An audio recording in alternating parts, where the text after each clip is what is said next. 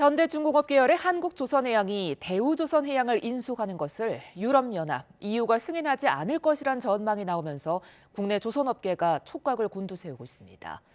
전체 조선업의 경쟁력 약화가 우려되는데 특히 대우조선해양은 단기적으로 자금 조달 문제가 불거질 가능성이 있습니다. 보도에 박홍구 기자입니다.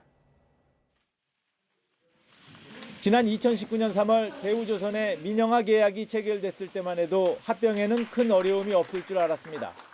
하지만 유럽연합 EU가 양사 간 합병을 불허할 것이란 외신 보도가 나오면서 무산 가능성이 커졌습니다.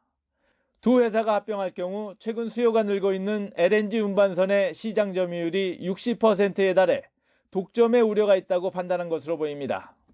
최근 5년간 건조량 기준으로 시장 점유율을 분석해 보면요. 한국조선해양하고 대우조선해양을 합치면 한 60% 정도가 됩니다. 이 부분이 EU에서는 시장 점유율이 높다라고 판단하는 게 아닌가. 합병이 끝내 불발될 경우 조선사 간 경쟁을 줄여 규모의 경제를 이루겠다던 계획은 무산되고 대우조선해양의 민영화는 다음 정부로 넘어갈 것으로 보입니다. 이 과정에 대우조선해양은 자금난이 불거질 가능성이 있습니다.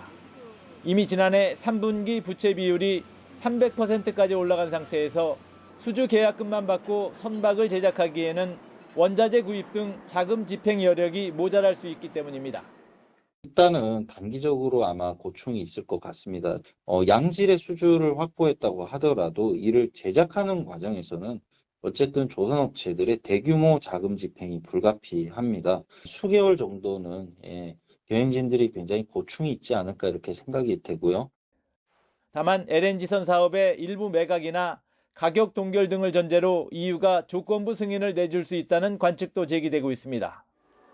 지난 1998년 IMF로 대우그룹이 해체되면서 공적 관리 대상이 된 대우조선해양.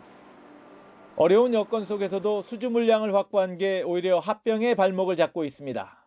YTN 박홍구입니다.